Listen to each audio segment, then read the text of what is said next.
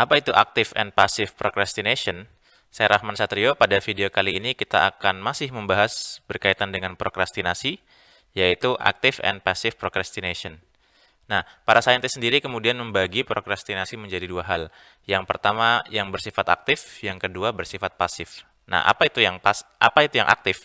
Nah, active procrastination adalah kecenderungan seorang prokrastinator untuk menunda pekerjaannya agar saat nanti dia sudah berada di ujung deadline, dia mendapatkan momentum stres, yang mana dengan momentum stres itu ia bisa memaksimalkan kondisi dirinya, kondisi tubuhnya, dan kondisi psikologisnya, dia bisa menjadi lebih konsentrasi dan dapat meningkatkan kualitas tugas.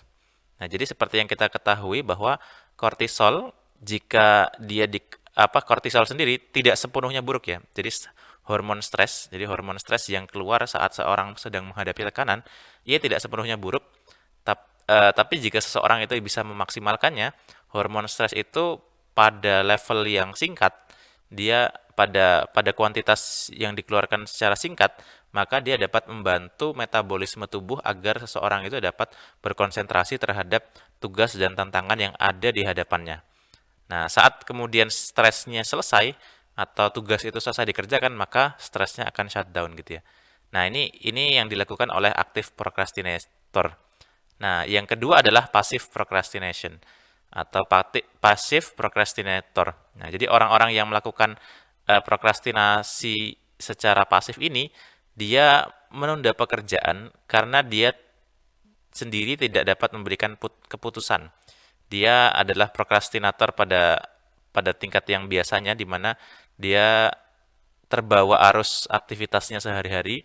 Mereka impulsif melakukan kegiatan-kegiatannya tanpa ada perencanaan, menunda-nunda tanpa adanya perencanaan, dia melakukan temporal discounting, sehingga yang terjadi adalah mereka bingung dan pada ujungnya ketika sudah mendekati deadline mereka tidak sanggup untuk mengerjakan atau tidak sanggup untuk mendapatkan atau me- menghadapi stres yang ia dapatkan saat di ujung deadline. Nah, menariknya oleh beberapa peneliti, salah satunya adalah Chu and Choi, penelitian yang beliau lakukan di tahun 2005, mereka mengatakan bahwa eh, prokrastinasi tidak selamanya buruk. Nah, ada prokrastinasi yang dia bersifat baik ya. Dalam sebuah papernya, mereka menulis Rethinking Procrastination: Positive Effects of Active Procrastination Behavior on Attitudes on and Performance di The Journal of Social Psychology. Nah, jadi di sini Chu dan Choi kemudian memberikan perspektifnya bahwa aktif prokrastinasi itu sebetulnya sesuatu hal yang baik. Nah, sehingga tidak mengapa kalau kemudian dilakukan gitu ya. Nah, ada beberapa aspek yang dikelompokkan atau menjadi dimensi dari prokrastinasi. Mengapa kemudian aktif procrastination itu baik ya? Nah, yang pertama adalah kecenderungan preference for pressure. Nah, jadi seperti yang dijelaskan di awal bahwa dengan adanya pressure itu, seseorang itu mendapatkan momentum stres. Jadi stres itu ketika dikeluarkan dalam waktu yang singkat, nah maka dia bisa membuat kita memobilisasi tubuh kita ya. Jadi tubuh kita dalam keadaan yang siap untuk bekerja. Stres itu membuat kita bergerak, terus kemudian konsentrasinya jadi semakin fokus, terus kemudian pikirannya jadi lebih jernih gitu ya. Nah, mungkin kita pernah merasakan ya saat mengerjakan tugas di saat deadline gitu ya. Nah, walaupun memang tugas itu stressful sebelumnya kita lihat, tapi karena sudah di ujung, maka kita kita akan berpandangan bahwa tugas ini harus diselesaikan dan kita optimis kita bisa menyelesaikannya gitu ya. Nah, jadi dia ada preference for time pressure. Nah, jadi justru orang-orang seperti ini adalah dia suka dengan tantangan ya, suka dengan tantangan dalam waktu yang singkat. Dia dapat mengerjakan tugas itu dalam waktu yang terbatas gitu ya. Nah, yang kedua adalah intentional decision to procrastinate. Jadi si aktif prokrastinator ini dia menyengaja untuk memilih menunda mengerjakan tugasnya untuk dikerjakan nanti karena dia tahu ya bahwa dia dia bisa memiliki time elasticity. Jadi dia paham kapan dia bisa mengalokasikan waktu untuk mengerjakan hal-hal yang lain dan kapan dia bisa mengerjakan tugas gitu ya. Nah, sedangkan seorang pasif prokrastinator dia dia tidak memilih. Nah, dia hanya terbawa arus aktivitasnya, dia terbawa arus impulsivitasnya sehingga pun dia tidak mengerjakan dan apa namanya kemudian malah melakukan kegiatan prokrastinasi yang lain.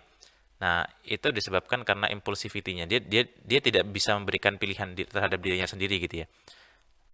Nah, yang ketiga adalah ability to meet deadlines. Nah, jadi salah satu alasan kenapa prokrastinasi dianggap buruk karena sebagian besar prokrastinator yang mana ini adalah pasif prokrastinator, dia gagal dalam menyelesaikan tugas disebabkan karena prokrastinasinya. Jadi dia mengundur-ngundur waktu tugas, tapi kemudian ketika sudah menghadapi deadline, pada ujungnya dia justru malah mendapatkan stres yang cukup besar karena tidak mampu menyelesaikan tugas tersebut gitu ya.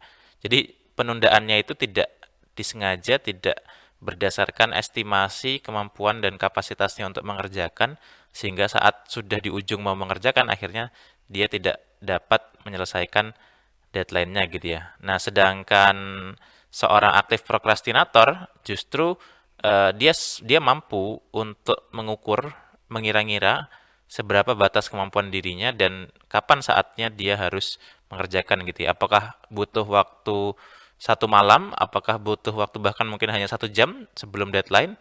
Nah, seorang aktif prokrastinator itu dia selain mampu untuk mengalokasikan waktu secara fleksibel, dia juga mampu untuk mengukur kapasitas dirinya, kapasitas atau kemudian beban tugasnya, sehingga dia dapat mengukur, mengira-kira kapan harus mulai mengerjakan tugas dan seberapa intensitas yang harus ia keluarkan.